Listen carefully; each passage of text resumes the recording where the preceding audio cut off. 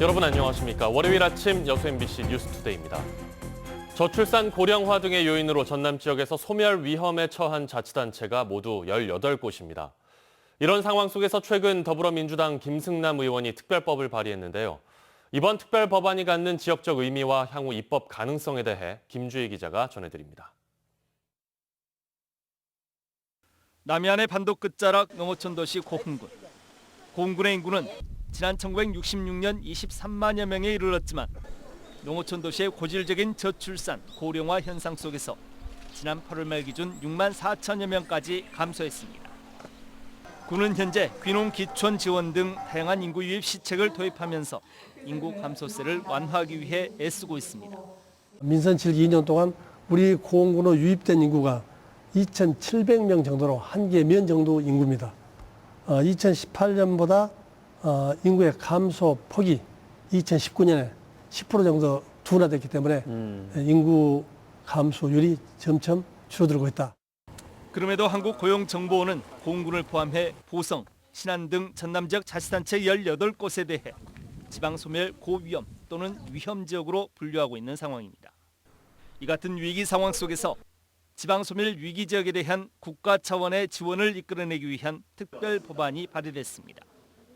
민주당 김승남 의원이 대표 발의한 특별법안은 대통령 소속 지방소멸방지 중앙위원회 설치와 일자리, 조세 특례 지원, 교육, 문화, 의료시설 지원 등을 주요 내용으로 하고 있습니다.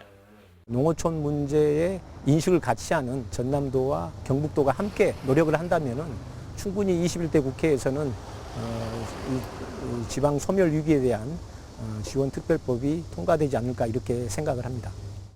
인구 감소 추세를 넘어서 이젠 지방소멸 위기에까지 직면한 전남. 이번 특별 법안이 지방소멸 위기 상황을 국가 차원의 현안으로 이끌어내는 새로운 단초가 될 수 있을지 주목됩니다. MBC 뉴스 김주입니다. 전남도가 이용섭 광주시장이 제안한 광주 전남 행정구역 통합에 대해 찬성 의견을 밝혔습니다. 전라남도는 대변인 명의의 입장문을 통해 광주 전남이 역사적, 경제, 사회, 문화적으로 한 뿌리이며 공동 운명체라며 감소하는 인구 문제, 지방 소멸 위기, 낙후 문제에 대해 양시도 통합이 새로운 해결책이 될 수 있을 것이라고 밝혔습니다. 도는 또 지난 1995년과 2001년 광주 전남의 통합 논의가 이뤄졌지만 안타깝게 모두 무산됐다며 지역사회 전반의 광범위한 공감대 형성과 의견 수렴이 필요하다고 강조했습니다. 앞서 지난 10일 이용섭 광주시장은 지역의 현안 해결 등을 위해 광주 전남의 행정 통합을 적극 검토해야 할 시점에 와 있다며 시도 통합의 필요성을 밝힌 바 있습니다. 코로나19 상황 속에서도 입시 시계는 돌아가고 있습니다. 수능시험 원서 접수에 이어 이번 달에는 각 대학들의 수시 모집이 시작되는데요. 특히 올해는 입학 정원과 수험생 수가 역전되는 첫 해여서 대학들의 경쟁이 어느 해보다 치열합니다. 이재원 기자입니다. AI 특성화를 전면에 내세운 호남대학교. 오는 23일부터 시작되는 수시 모집에 대학의 특색과 연계한 지원책을 내걸었습니다. 최초 합격자 모두에게 보급형 스마트폰을 지급하고 다른 입학생들에게는 블루투스 이어폰을 지급하기로 한 겁니다. 스마트폰을 포함한 스마트 기기가 AI 교육의 첫걸음이라고 판단했기 때문입니다. 어떤 전공의 학생이라도 AI 마인드를 가지고 그러한 AI의 것들을 자기 전공에 녹여서 할 수 있도록 그런 인재를 지금 육성을 하고 있습니다. 자체 유튜브 채널을 통해 입시 설명에 나서고 있는 광주대학교도 전체 입학생에게 최대 60만 원의 장학 혜택을 내걸었습니다. 지난해보다 50% 늘어난 장학 혜택으로 코로나19로 움츠러든 가계 부담을 고려했다고 학교 측은 설명합니다. 학생들 우선이니까 이런 학교의 재정보다는 학생들이 좀 더 도움이 될 수 있는 방안을 찾기 위해서 하급 장려 지원금을 지급하기로 결정을 했습니다. 동신대와 광주여대 그리고 남부대 등 다른 4년제 대학에서도 등록금의 최대 50%까지를 장학금으로 지급하는 파격적인 조건을 내세우고 있습니다. 대학들이 이처럼 치열한 수시 경쟁에 나서는 이유는 올해부터 입학 정원이 고3 수험생 수를 추월했기 때문입니다. 올해 전국 입학 정원은 55만여 명. 하지만 고3과 재수생을 포함해도 전국 수험생은 53만여 명에 불과합니다. 광주 지역의 수험생도 지역 대학의 입학 정원보다 6천여 명이 적습니다. 수험생 수와 입학 정원이 역전된 상태에서 치러지는 첫 번째 입시. 자칫 대규모 미달 사태가 발생할 수 있어 파격 혜택을 내세울 만큼 대학들의 위기 의식도 높아지고 있습니다. MBC 뉴스 이재원입니다. 채용을 미끼로 수천만 원을 받은 순천시 공무원이 항소심에서도 집행유예를 선고받았습니다. 광주고법 제1형사부는 특가법상 알선수재 등의 혐의로 기소된 순천시 공무원 A씨에 대해 1심의 판단과 양형이 정당하다며 항소를 기각했습니다. A씨는 자녀들을 순천만 생태문화교육원에 무기계약직으로 취업시켜주겠다며 지난해 지인 2명으로부터 모두 5천만 원을 받은 혐의로 재판에 넘겨졌으며 1심에서 징역 1년 6개월에 집행유예 3년, 추징금 5천만 원을 선고받았습니다.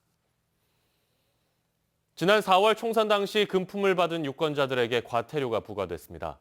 전남 선거관리위원회는 지난 1월 모 후보자의 출판 기념회에 참석하는 과정에서 30여만 원 상당의 음식과 교통 편의를 제공받은 유권자 15명에게 모두 1,000여만 원의 과태료를 부과했다고 밝혔습니다. 선관위는 선거와 관련해 금품을 제공받는 경우 받은 금액의 10배에서 50배까지 과태료를 부과하고 있다며 각별한 주의를 당부했습니다. 도로가와 주택에 사고 위험이 있어 보입니다.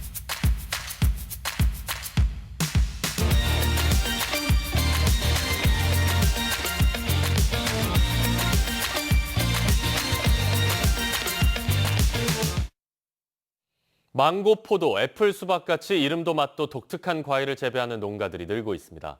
높은 가격에 판로까지 확대되면서 농가의 틈새 소득 장목으로 떠오르고 있습니다. 김양훈 기자가 취재했습니다.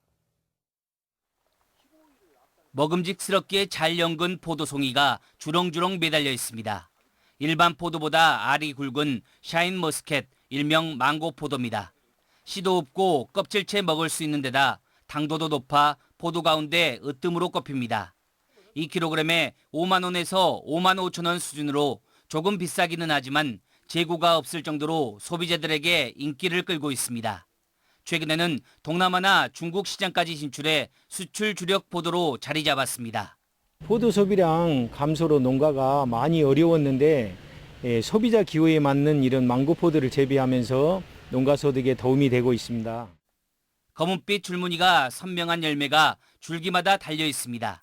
일반 수박의 5분의 1가량 되는 작은 수박이라 해서 이름 붙여진 애플 수박입니다. 껍질이 얇아 사과처럼 깎아서 먹을 수도 있습니다. 보관하기 쉽고 쓰레기 걱정을 덜 수 있어 최근 1인 가구 소비 패턴과 맞아떨어집니다. 일반 수박보다 크기도 작고 먹기도 편하고 또 당도도 높아서 소비자들이 많이 찾는 경향이 있습니다. 농가들이 이름도 모양도 맛도 독특한 틈새 장목 재배를 통해 소득 증대는 물론 경쟁력을 키워가고 있습니다. MBC 뉴스 김양훈입니다. 광양 지역의 제조업체들이 올해 4분기에도 경기 침체가 이어질 것으로 내다봤습니다. 광양 상공회의소에 따르면 올해 4분기 광양 지역 제조업체들의 기업 경기 전망 지수는 46.2였고 응답한 업체의 84%가 올해 실적 역시 목표치에 미달할 것이라고 밝혔습니다. 광양상인은 코로나19 재확산에 따라 고용 충격과 소비 절벽 등의 우려가 커지고 있다며 사회 안전망 확대와 경제 정상화 대책 마련이 시급하다고 설명했습니다. 10호 태풍 하이선으로 인한 전남의 인명피해가 공식 집계에서 누락돼 있는 것으로 드러났습니다. 태풍 하이선이 북상했던 지난 7일 오후 6시쯤 신안군 흑산도에서는 60대 주민이 바닷가 갯바위에 나갔다가 돌아오지 않는다는 신고가 접수됐습니다. 해경은 파도에 휩쓸린 실종 사고로 보고 집중 수색 등을 실시했지만 일주일째 성과가 없는 상태입니다.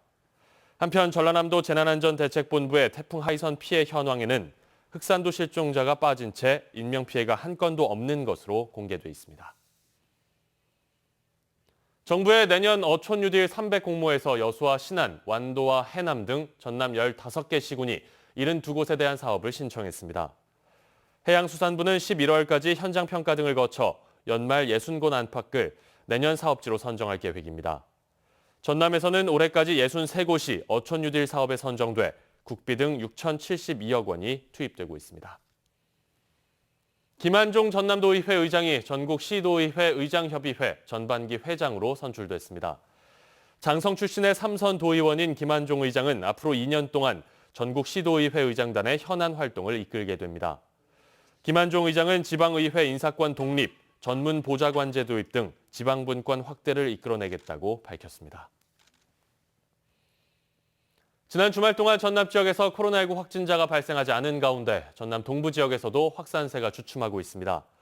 순천에서는 지난 5일 해외 입국자 1명이 확진 판정을 받은 이후 추가 감염자가 발생하지 않았고, 광양에서도 지난 10일 자가격리 중이던 50대 여성 2명이 양성 판정을 받은 이후 확진자가 없는 상태입니다. 또 고흥구와 여수에서는 각각 7일과 9일 해외 입국자가 양성으로 판명됐지만 추가 확진자는 발생하지 않고 있습니다. 한편 어제 광주 지역의 신규 확진자는 해외 입국자 1명을 포함해 모두 3명으로 나흘 연속 한 자릿수를 기록했습니다. 순천 지역의 초등학생들이 코로나19 진료로 고생하는 의료진들에게 감사 편지를 전달했습니다. 순천 송산초와 삼산초 학생 90여 명은 순천의료원 의사와 간호사 등 의료진들에게 직접 손으로 쓴 위문 편지를 전달했습니다. 하지만 하늘은 쾌청하죠. 지금 전국의 초미세먼지 농도가 좋음 수준을 나타내고 있고요. 가시거리로 서울의 경우 20km 가까이 확 트여 있습니다. 낮 동안에는 햇살이 가득 비춰오면서 대부분 지방의 기온이 25도 선을 넘나들겠습니다. 예년 이맘때 수준이고요. 지금 제주와 전남 지방을 중심으로 빗방울이 스치는 곳이 있는데요. 오후에는 이들 지역을 중심으로 빗줄기가 다소 굵어질 수 있겠습니다. 지금 주로 남부 지방 쪽에 구름이 끼어 있고요. 고창과 이천 등 서쪽 내륙에는 가시거리 200m 이하의 짙은 안개가 끼어 있습니다. 조심히 이동하셔야겠습니다. 안개는 낮 동안 서서히 거치겠고요. 동해안 지방은 내일까지도 너울성 파도에 유의하셔야겠습니다. 현재 기온 서울이 17.7도를 가리키고 있고요. 낮 기온 대부분 25도 선을 맴돌겠습니다. 대구의 경우 28도까지 오르겠습니다. 내일까지는 전국이 대체로 맑겠고요. 수요일인 모레는 서울을 포함한 대부분 지방에 가을비 소식이 들어 있습니다. 날씨였습니다.